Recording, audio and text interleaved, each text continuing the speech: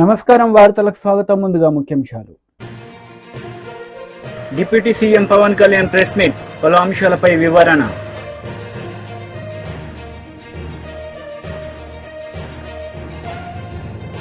Mandakrishna Madiga press meet, పలు అంశాలపై వివరణ. Deputy CM Pawan Kalyan press meet నిర్వహించారు. ఈ సందర్భంగా పలు అంశాలపై ఆయన మాట్లాడారు. అందరికీ నా హృదయపూర్వక నమస్కారాలు. కూటమి ప్రభుత్వం అధికారంలోకి వచ్చి దాదాపు 60 రోజులు కావస్తుంది. నేను పంచాయతీరాజ్ శాఖ, అటవీ శాఖ బాధ్యతలు స్వీకరించిన తర్వాత పంచాయతీ శాఖకు సంబంధించి చాలా రివ్యూలు చేశాం. రూరల్ వాటర్ సప్లై, రోడ్లకు సంబంధించి చాలా రిపోర్ట్స్లో తెలియజేస్తూనే వచ్చాను. ఏ స్థాయిలో నిధులు సరిగ్గా పంపిణీ జరగలేదు, వచ్చినా దాని దుర్వినియోగం జరిగినాయి. ఈ పరిస్థితుల్లో కూటమి ప్రభుత్వం చాలా చిత్తశుద్ధితోటి ఈ పంచాయతీరాజ్ వ్యవస్థని బలోపేతం చేయాలి అని చెప్పి చాలా బలమైన నిర్ణయం తీసుకున్నాం. దాంట్లో భాగంగానే 3 కీలకమైన నిర్ణయాలు తీసుకున్నాం. ఒకటి, ఆగస్టు 15 ఈ జెండా పండుగకి సంబంధించి. 2, మనకి జాతీయ ఉపాధి హామీ పథకానికి సంబంధించి ఒకటే రోజున 13,326 పంచాయతీల్లో గ్రామసభ తీర్మానాలు జరగాలి. ఆ దిశగా అడుగులు వేస్తూ ఉన్నాం. ఈ గ్రామసభ తీర్మానం అంటే ఏంటంటే, జాతీయ ఉపాధి హామీ పథకం ద్వారా వచ్చే కేటాయించిన పనులకు కానీ నిధులకు కానీ ఆ ప్రజాప్రతినిధులు, ఆ ఎమ్మెల్యేలు కానీ, గ్రామ సర్పంచులు కానీ, పంచాయతీ సర్పంచులు కానీ, ఆ పంచాయతీలో ఉన్న ప్రజలు కూడా అందరూ ఏకగ్రీవంగా అంటే ఏ పనులు జరగాలి, జాతీయ ఉపాధి హామీ పథకానికి సంబంధించిన ఆ పనులకి మన గ్రామాల్లో ఏ పనులు జరగాలి, ఏ పనులకి ఆ నిధులు కేటాయించాలి, ఈ దృష్టిలో గ్రామసభ తీర్మానం జరుగుతుంది. విడివిడిగా కాకుండా ఒకటే రోజున 13,326 పంచాయతీల్లో ఒకటే రోజున గ్రామసభ తీర్మానాలు జరగాలని కీలకంగా ఆదేశించడం అయినది. ఆ విధంగా ముందు ఒకటి చేస్తూ ఉన్నాం. రెండవది, జల్ జీవన్ మిషన్, అంటే ప్రతి ఇంటికి కుళాయి అనేది ప్రధానమంత్రి గారి ఆకాంక్ష, ఆశయం. ఏ ప్రభుత్వం కనీసం మానవ హక్కు ఇది. అలాంటి జల్ జీవన్ మిషన్కి సంబంధించి గత 5 సంవత్సరాలుగా ఎక్కడ కూడా సంతృప్తికరంగా గత ప్రభుత్వం చేయలేదు.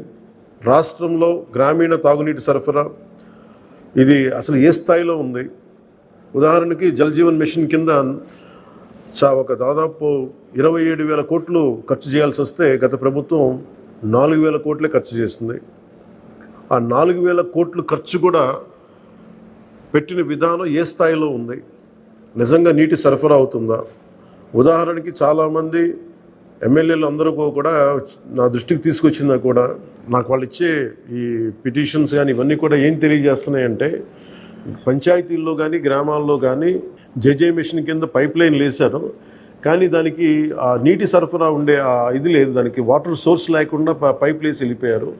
అంటే దీని వెనక ఏమనిపించిందో, నిజంగా ఏదైనా వీళ్ళు డబ్బులు చేసుకోవడానికి పైప్ లైన్లు వేసి వదిలేశారన్నది ఆలోచన వచ్చి దాని మీద ఏం ఆదేశించాం పంచాయతీరాజ్ శాఖ ఉన్నతాధికారులందరినీ ఏంటంటే, అసలు రాష్ట్రంలో గ్రామీణ తాగునీటి సరఫరా పరిస్థితి ఎలా ఉంది, ఎన్ని గ్రామాలకి పైప్ లైన్స్ బాగున్నాయి, నీటి సరఫరా స్థాయి ఎలా ఉంది, రోజుకి ఎన్ని లీటర్లు నీళ్ళు వస్తున్నాయి, అలాగే ప్రస్తుత పరిస్థితి తెలుసుకోవడానికి దాదాపు ఒక 12 అంశాల మీద మేము సర్వే చేయమని ఆదేశించాం. దీన్ని పల్స్ సర్వేగా మీ దృష్టికి తీసుకొస్తున్నాం. ఇది పల్స్ సర్వే చేపడుతున్నాం. దీంట్లో వచ్చిన డేటా ఆధారంగా జల్ జీవన్ మిషన్ని కూటమి ప్రభుత్వ ఆధ్వర్యంలో అత్యంత పకడ్బందీగా ప్రణాళిక రచన చేయడానికి ఈ సర్వే నిర్వహిస్తున్నాం. ఒకసారి ఈ డేటా పాయింట్స్ అన్నీ రాగానే ఏ పంచాయతీల్లో నీళ్ళు వస్తున్నాయి, ఏ పంచాయతీల్లో పైప్ లైన్లు డ్యామేజ్ అయినాయి, అసలు గత ప్రభుత్వం చేసిన 4,000 కోట్ల రూపాయలు ఖర్చు నిజంగా ఆ ఉద్దేశింపు పనులకి జరిగిందా లేదా, వీటన్నిటిని కూడా ఈ పల్స్ సర్వేలు మనకి తెలిసి వస్తాయి. దీని సమూలంగా ప్రజలందరికీ సమీప భవిష్యత్తులో తెలియజేస్తాను. అలాగే గ్రామ పంచాయతీలు, పంచాయతీరాజ్ వ్యవస్థ బలోపేతం కావాలంటే సర్పంచ్ వ్యవస్థ చాలా కీలకమైంది. గత ప్రభుత్వం పంచాయతీ ఎన్నికలు సరిగ్గా నిర్వహించలేకపోవడం వల్ల మనకు నిధులు రాలేకపోయినాయి. చాలాసార్లు మేము అధికారంలోకి రాకముందు పంచాయతీ మనకి సర్పంచ్లందరూ మా దృష్టికి తీసుకొచ్చింది ఏంటంటే కనీసం మాకు బ్లీచింగ్ పౌడర్ కూడా మాకు కొనుక్కునే డబ్బులు లేవు మా దగ్గర. వాళ్ళ అకౌంట్లో పడ్డా కానీ డబ్బులు ఈ ప్రభుత్వం ఈ డిస్కౌంట్స్ అని చెప్పి డబ్బులు తీసేసుకున్నారు. సో పంచాయతీల నిర్వహణకి ఎన్నికలు జరిగినాయి కానీ పంచాయతీల నిర్వహణకి సంబంధించి ఏ విధంగా వారికి సరైన ఆర్థిక పరిపుష్టి జరగలేదు. నిధులు పడ్డాక నిధుల దుర్వినియోగం జరిగింది, మీ అందరికీ తెలిసిందే. దానికి మరింత వివరంగా ఎప్పటికప్పుడు తెలియజేస్తాం. సో ముఖ్యంగా పంచాయతీరాజ్ వ్యవస్థని సర్పంచ్ వ్యవస్థని బలోపేతం చేయాలన్నదే మా మందకృష్ణ మాదిగా ప్రెస్ మీట్ నిర్వహించారు. ఈ సందర్భంగా పలు అంశాలపై ఆయన వివరణ ఇచ్చారు. పుట్టిన మహారాష్ట్ర గడ్డ నుంచే వచ్చాడు. మాట్లాడింది అదే సమయంలో తన జడ్జిమెంట్లో చెప్పింది ముందు గవాయి గారు అనే విషయం, సుప్రీంకోర్టు జడ్జిగా గవాయి గారు అనే విషయం మనం మర్చిపోవాలి. మరి గవాయి గారు ఎక్కడి నుండి వచ్చిండు? గవాయి గారు బ్రాహ్మణ్ కాదు, గవాయి గారు ఇంకా వేరే వర్గం కాదు, ఉన్నత వర్గం కాదు. గవాయి గారు కూడా ఒక దళిత వర్గం నుంచి వచ్చిన వ్యక్తి. సుప్రీంకోర్టు జడ్జి ముందుగా ఫిబ్రవరి 6, 7 తేదీల్లో సుప్రీంకోర్టులో విచారణ జరుగుతున్నప్పుడు దళితుల్లో కూడా క్రిమిలేయర్ ఎందుకు పాటించొద్దు, ఎస్టీలో కూడా క్రిమిలేయర్ ఎందుకు పాటించొద్దు అని చెప్పి ఆయన కులం అనుభవాలు, ఆయన కుటుంబ అనుభవాలు కూడా చెప్పిన సందర్భాలు ఉన్నాయి. దానికి అనుగుణంగా అది జడ్జిమెంట్లో ఆయన ప్రస్తావన చేశాడు. ఆయన ఎక్కడి నుండి వచ్చిండు? దళిత వర్గం నుండే కాదు, అంబేద్కర్ పుట్టిన మహారాష్ట్ర గడ్డ నుండే వచ్చాడు. అంబేద్కర్ క్రిమిలేయర్ అమలు చేయాలని చెప్పి అప్పుడు అనలేకపోవచ్చు. ఎందుకంటే రిజర్వేషన్లు అమలు జరుగుతూ మొదలైన సందర్భంలో ఆయన ఉన్నాడు. కానీ రిజర్వేషన్లు అమలు జరగబట్టి 70 సంవత్సరాలు దాటిపోయింది. ఇప్పుడు దేశంలో ఎవరైనా దళిత గిరిజన వర్గాల పరిస్థితి 100% అంబేద్కర్ రిజర్వేషన్ అమలు చేసిన రోజుల లాగానే ఇప్పటికీ ఉన్నాయని చెప్పి ఎవరన్నా అనడానికి సిద్ధంగా ఉన్నారా? అట్లా అనడానికి సిద్ధంగా ఉండడానికి అవకాశం లేదు. మేము స్పష్టంగా చెప్తున్నాం, దళిత వర్గాల్లో 100కి 2, 3, 4, 5 సంపన్న వర్గంగా తయారైన మాట వాస్తవమే. దళిత వర్గాల్లో 100కి 1, 2, 3, 4 సంపన్న వర్గంగా తయారైన మాట వాస్తవమే. ఇప్పుడు ఆ దళితుల్లోనే సంపన్న వర్గాలకు సంబంధించిన కుటుంబాలకు, ఆ దళిత గిరిజన వర్గాల్లోనే అత్యంత పేద కుటుంబాలకు మధ్యలో రిజర్వేషన్లు అమలు చేసుకునే విషయం వచ్చినప్పుడు, రిజర్వేషన్లు పొందే విషయం వచ్చినప్పుడు ఎవరైతే దశాబ్దాల కాలంగా రిజర్వేషన్ల ఫలాలు పొందుతూ రాజకీయంగా ఉద్యోగపరంగా ఎవరైతే తిష్ట వేశారో వాళ్ళ కుటుంబాలకు మాత్రమే మేలు జరగడానికి అవకాశం ఉన్నది. మరి ఇక్కడ దళిత వర్గాల్లోనే పేద కుటుంబాలకు మేలు జరగాలంటే మరి 100 మంది ఎస్సీ ఎంపీలు ప్రధానమంత్రి గారిని కలిసి ఈ క్రిమిలేయర్ ప్రక్రియను వ్యతిరేకించండి అని చెప్పి విజ్ఞప్తి చేసిన మీరు మరి దళిత వర్గాల్లోనే పేద కుటుంబాలకు ఏ విధంగా మేలు చేస్తారనే విషయాన్ని ఎందుకు స్పష్టం చేయలేకపోతుందనే విషయాన్ని నేను దళిత గిరిజన వర్గాల ఎంపీలకు కూడా నేను విజ్ఞప్తి చేస్తున్నాను. అందులో భాగంగానే మేము స్పష్టం చేసేది ఏంటంటే, ఈరోజు ఎవరైతే 100 మంది ఎంపీలు ఉన్నారో లేదా దళిత గిరిజన వర్గాల నుంచి రిజర్వేషన్ల పేరుతో ఎంతమంది ఎంపీలు అయితే ఇప్పుడు పార్లమెంట్లో తీసేశారో వాళ్ళందరూ ఈ దేశంలో వివిధ రాష్ట్రాల్లో ఇప్పటికే 7 దశాబ్దాలుగా రిజర్వేషన్ల ఫలాలు పొందుతున్న కులాల నుంచి, కుటుంబాల నుంచి మాత్రమే వచ్చిన వాళ్ళు ఇప్పుడు పార్లమెంటును కబ్జా చేశారు. ఎస్సీ వర్గాల నుంచి దేశంలో ఏ రాష్ట్రంలో రిజర్వేషన్ల ఫలాలు ఎక్కువ పొందుతున్నారో, ఎక్కువ లబ్ధిదారులు ఉన్నారో ఆ కులాల నుంచే కొన్ని కుటుంబాలు పార్లమెంట్లో తీసేసినాయి. ఇప్పుడు అక్కడ ఎల్లకాలం రిజర్వేషన్ల ఫలాలు మా కుటుంబాలకి అందాలనే ఎదిగిన కులాలకు సంబంధించిన వాళ్ళే క్రిమిలేయర్ గురించి వ్యతిరేకిస్తూ మాట్లాడుతున్నారు. కానీ మరి దళిత గిరిజన వర్గాల్లో పేద కుటుంబాలకు మేలు చేసే సూచనలు కూడా వాళ్ళు చేయలేకపోతుండనే విషయం మేము స్పష్టం చేస్తున్నాం. ఉదాహరణకు నేను ఒక 4 కుటుంబాల గురించి మాట్లాడతాను. దయచేసి దేశంలో చర్చ జరగాలి. 4 కుటుంబాల గురించి మాట్లాడతాం. ఇప్పుడు ఉదాహరణకు తెలంగాణలో పెద్దపల్లి పార్లమెంట్ ఎస్సీ నియోజకవర్గం నుంచి ఇప్పుడు గెలిచింది గడ్డం వంశీ. వాళ్ళ తాత 4 దశాబ్దాలు 5 దశాబ్దాల క్రితమే వెంకటస్వామి గారు కూడా గెలిచాడు. గెలుచుకుంటూ కేంద్ర స్థాయికి దాకా వచ్చేసాడు. అదే సమయంలో ఇప్పుడు గడ్డం వంశీ గారి తండ్రి కూడా ఎంపీగా గెలిచాడు. ఇప్పుడు తాతల కాలం నుంచి పెద్దపల్లి తండ్రుల కాలం నుంచి మనమల కాలం కాడికి వాళ్ళ చేతిలో ఉన్నది. ఇప్పుడు వాళ్ళను పేదలుగా చూస్తామా? వాళ్ళు ఉన్నత వర్గాల్లో సంపన్న వర్గాలు ఎట్లయితే ఎదిగిందంటున్నామో దళిత వర్గాల్లో సంపన్న కుటుంబంగా వెంకటస్వామి కుటుంబం ఎదగలేదని చెప్పగలుగుతామా? తాత, తండ్రి, తను అంటే 3-4 తరాలకు సంబంధించిన వాళ్ళ చేతిలోనే ఒక నియోజకవర్గం ఉంటే పోనీ అదే మాలల నుంచి పేద కుటుంబం రావడానికి అవకాశం ఉన్నదా? మాదిగల నుంచి వాళ్ళను ఎదుర్కొనే శక్తి ఉంటుందా? ఉండడానికి అవకాశం లేదు. నేనంటున్నా అది సంపన్న వర్గమా కాదా? క్రిమిలేర్ వద్ద అంటుండ్రు. మరి మీరు సంపన్న వర్గమే కదా, మరి సంపన్న వర్గం చేతిలోనే మొత్తం రిజర్వేషన్ల ఫలాలు పొందేదానికి మాత్రమే లైసెన్సా? టీడీపీ లీడర్ మీడియా సమావేశం నిర్వహించారు. ఈ సందర్భంగా పలు అంశాలపై ఆయన మాట్లాడారు. అదేవిధంగా ఏదైతే ఈ పెద్దిరెడ్డి గారి పిఏ ఉన్నాడో శశిధర్, ఆయన నెంబర్ 1 అయితే నెంబర్ 2 ఈ ఎమ్మెల్యే కైలా అనిల్ కుమార్ గారిని కూడా నేను తెలియజేస్తున్నా. మాజీ ఎమ్మెల్యే అయ్యప్ప సొసైటీ హైదరాబాద్లోని అయ్యప్ప సొసైటీ ఈ కైలా అనిల్ కుమార్ గారి అపార్ట్మెంట్. అక్కడ ఈ శశిధర్ ఒక తాళం పెట్టుకునే అపార్ట్మెంట్లో 2వ తాళం ఈ అనిల్ కుమార్ గారి చేతిలో. వీళ్ళిద్దరూ కూడా దాదాపుగా 4 సంవత్సరాలు ఈ హైదరాబాదులో నివాసం ఉంటూ హైదరాబాదులో, ఆంధ్ర రాష్ట్రంలో, అదేవిధంగా పామర్ నియోజకవర్గంలో కూడా ఈ పెద్దిరెడ్డి గారికి బినామీలుగా ఉన్నారు అని కూడా మీ అందరికీ తెలియజేస్తున్నా. మచ్చుగ్గా ఒక ఉదాహరణ, కేవలం 5,35,000 వార్షిక ఆదాయం ఉంది నాకు అని అఫిడవిట్లో పొందుపరిచారు మాజీ ఎమ్మెల్యే కైలా అనిల్ కుమార్ గారు. అయితే ఇదే పామర్ నియోజకవర్గంలో ఆయనకున్న ఆస్తుల గురించి చెప్తే అందరూ అవాక్ అవ్వాల్సిందే.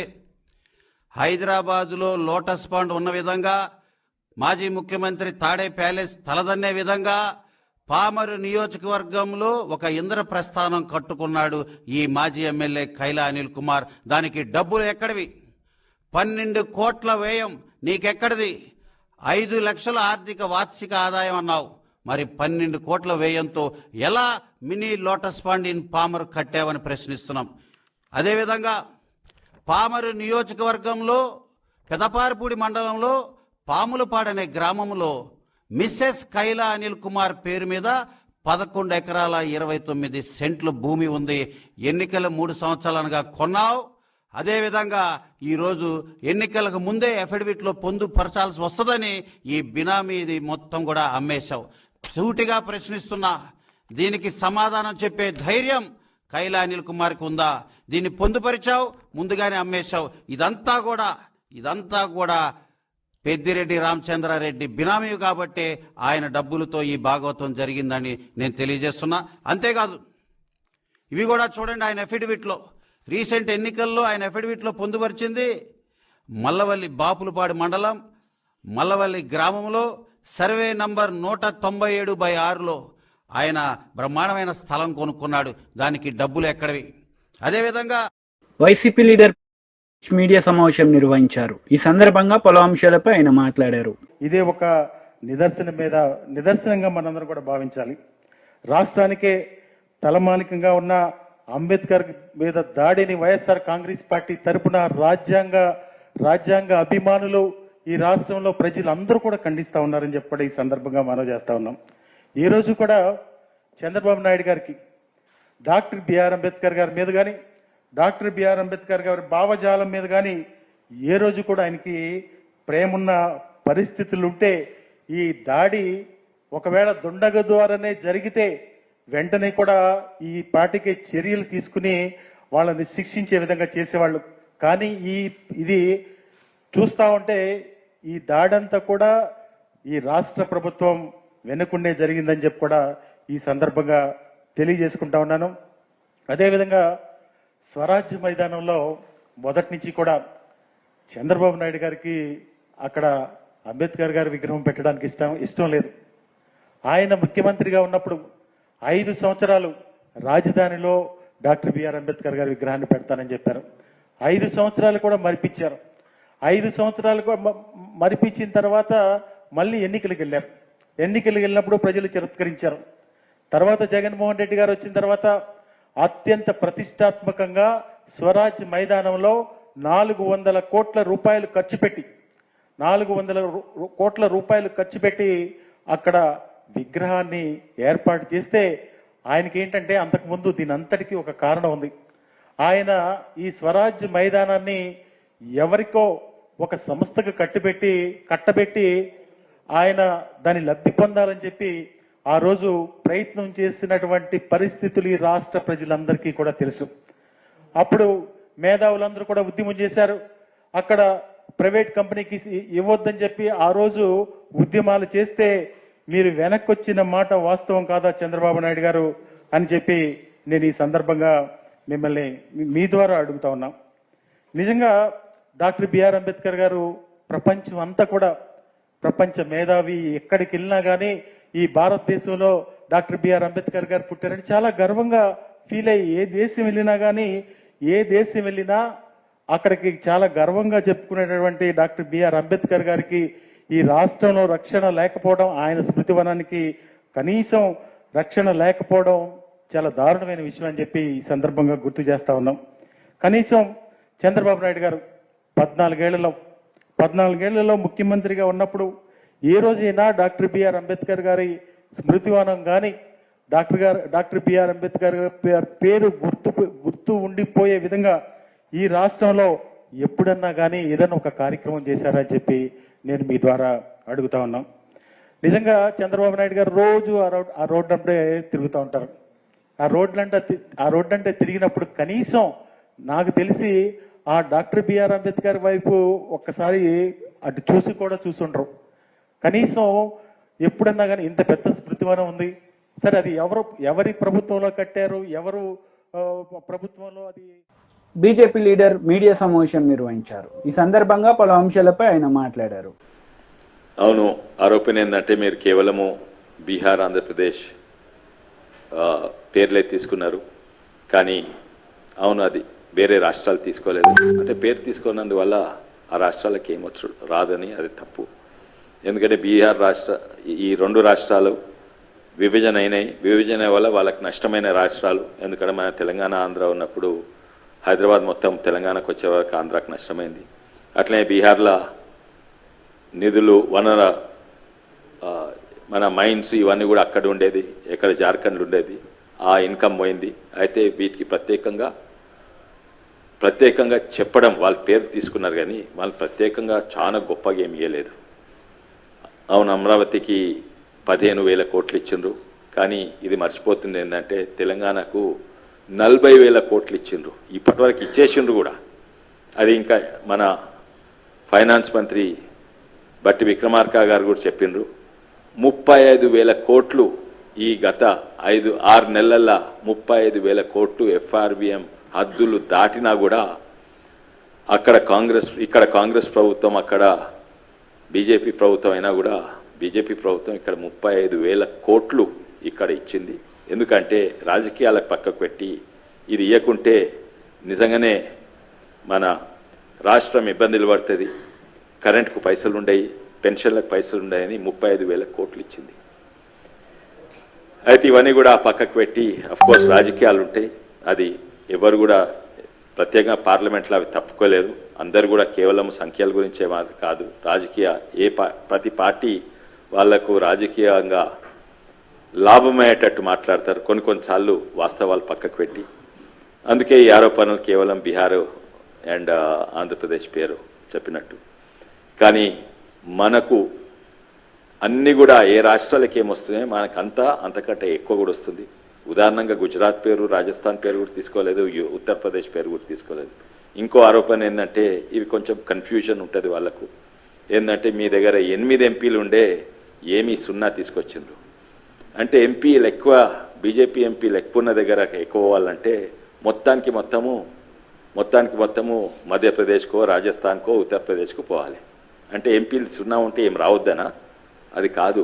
ఎంపీలకు ఎంత సంఖ్య ఉన్నలు, మళ్ళీ నిధులకు ఏమి సంబంధం ఉండదు. దేనికి సంబంధం ఉంటుంది? ఏ రాష్ట్రానికి ఏమి అవసరాలు ఉన్నాయో ఆ సంబంధము. అదే దృష్టిలో పెట్టుకొని రాజకీయాలు పక్కకు పెట్టి నిజంగానే బడ్జెట్ను ప్రవేశపెట్టిన గొప్పతనం మన బీజేపీ ప్రభుత్వానికి ఉన్నది. గుజరాత్, రాజస్థాన్, మధ్యప్రదేశ్కి ఏమొస్తున్నాయి అవన్నీ కూడా వస్తున్నాయి, ఇంకా ఎక్కువనే వస్తున్నాయి. ఇక్కడ రీజనల్ రింగ్ రోడ్ గురించి చెప్పలేదు బడ్జెట్లో, కానీ 25,000 కోట్ల రీజనల్ రింగ్ రోడ్ చేస్తుంది కదా. ప్రత్యేకంగా చెప్పని అవసరం లేదు, ఎవరు కూడా చెప్పలేదు, జవహర్లాల్ నెహ్రూ కూడా చెప్పలేదు. ఇంకోటి అంటారు బడ్జెట్లో మీరు పిల్లల గురించి ఆలోచన లేదు, పసిపిల్లలకి ఏం చేయలేదు, ఒక చిల్డ్రన్ అనే పదం కూడా వాడలేదు. అవును, అన్ని బడ్జెట్ స్పీచ్ ఓ గంటన్నర ఉంటుంది, అన్ని వివరాలు చెప్పలేము. బీఆర్ఎస్ లీడర్ మీడియా సమావేశం నిర్వహించారు. ఈ సందర్భంగా పలు అంశాలపై ఆయన మాట్లాడారు.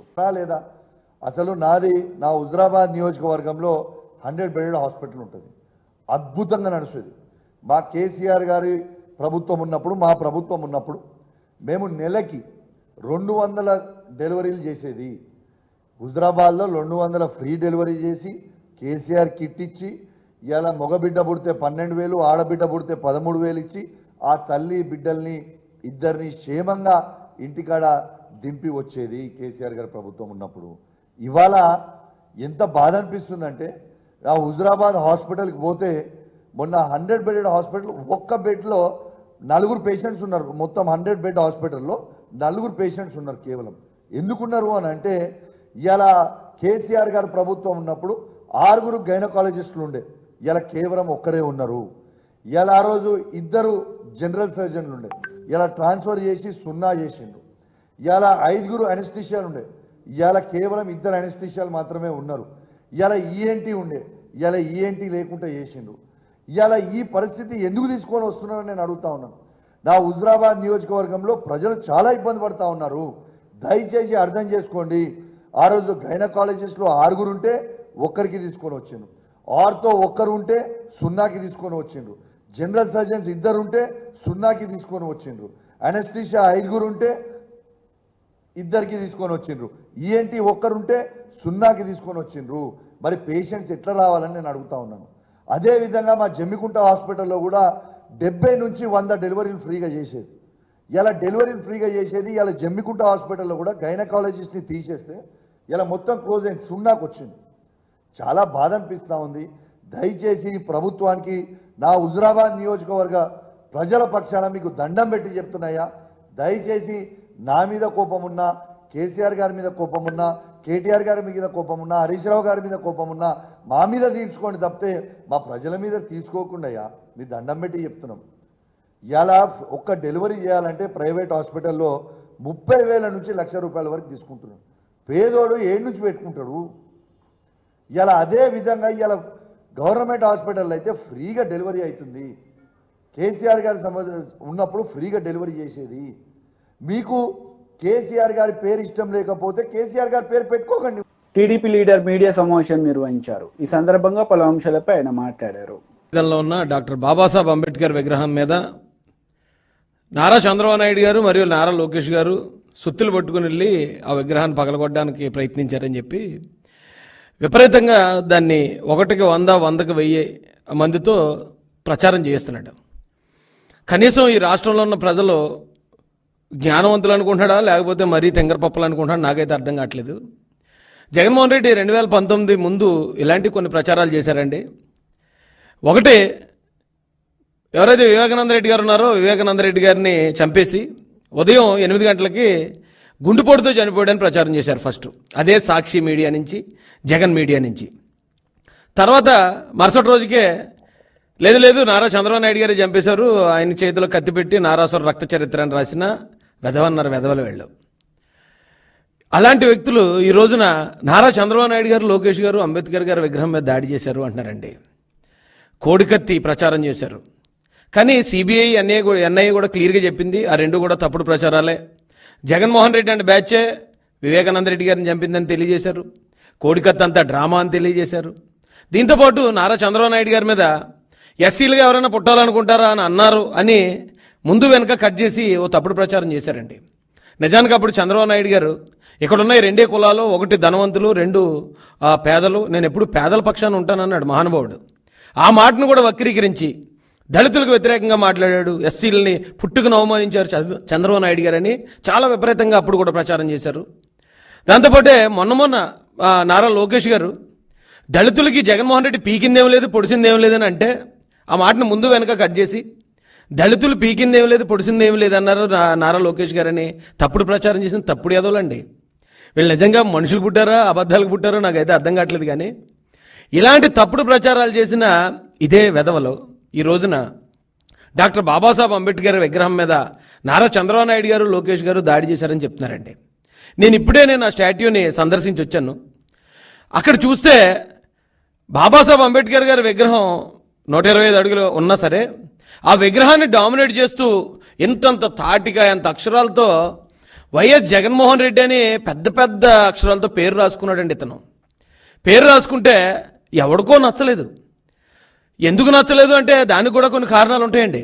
ఇప్పుడు జగన్మోహన్ రెడ్డి అధికారంలోకి వచ్చిన వెంటనే అంబేద్కర్ గారి పేరు విదేశీ విద్యకు తీసేసి జగన్ పేరు పెట్టుకున్నాడు. అలాగే హెల్త్ యూనివర్సిటీకి ఎన్టీఆర్ గారి పేరు తీసేసి వైఎస్ రాజశేఖర రెడ్డి పేరు పెట్టుకున్నాడు. అయితే ఎవడో అమాయకుడు ఒకవేళ గవర్నమెంట్ మారితే ఇలా పేరు తీసేయలేమో, జగన్మోహన్ రెడ్డి పేరు కూడా తీసేసి ఇక్కడ చంద్రబాబు నాయుడు గారి పేరు ఎట్టాలేమో, ఒకవేళ జగన్మోహన్ రెడ్డి మర్చిపోయారేమో ఈ గవర్నమెంట్ అని చెప్పి ఎవడో పీకి పారేసి ఉంటాడు. అది ఎవరైతే పీకేశారో తెలుగుదేశం పార్టీ నుంచి మేము ఖండిస్తున్నాం. అలాంటి దాన్ని కూడా ఖచ్చితంగా వారి మీద కూడా పార్టీ చర్యలు తీసుకుంటుంది. తెలుగుదేశం పార్టీ అధికార ప్రతినిధిగా నేను ఖండించినా ఒక దళితుడిగా నేను చాలా ఆనందపడ్డానండి అతను చేసిన పనికి. ఎందుకంటే జగన్మోహన్ రెడ్డి పేరు అంబేద్కర్ గారి కాళ్ళ దగ్గర ఉండటానికి కూడా అతనికి అర్హత లేదండి. ఎందుకంటే జగన్మోహన్ రెడ్డి అనే వ్యక్తి వ్యభిచారులకు నాయకుడు. ఎందుకు ఈ మాట అన్నానంటే ఈ రోజున దువ్వాడ శ్రీనివాస్ స్టోరీ జరుగుతుందండి. దువ్వాడ శ్రీనివాస్కి నేను గర్ల్ ఫ్రెండ్ అంటూ వచ్చింది ఒక ఆమె డైరెక్ట్గా చెప్తుంది, మేము అడల్టరీ చేస్తున్నాం, మేము వ్యభిచారం చేస్తున్నాం, నేను దువ్వాడ శ్రీనివాస్ అని డైరెక్ట్ చెప్తుంది. వైసీపీ లీడర్ అట ఆమె. అలాగే ఎవరైతే అంబటి రాంబాబు పెళ్ళయి వేరే ఆమెతో తప్పుడు మాటలు వార్తలు ముగించే ముందు ముఖ్యాంశాలు మరోసారి. Deputy CM Pawan Kalyan press meet, పలు అంశాలపై వివరణ.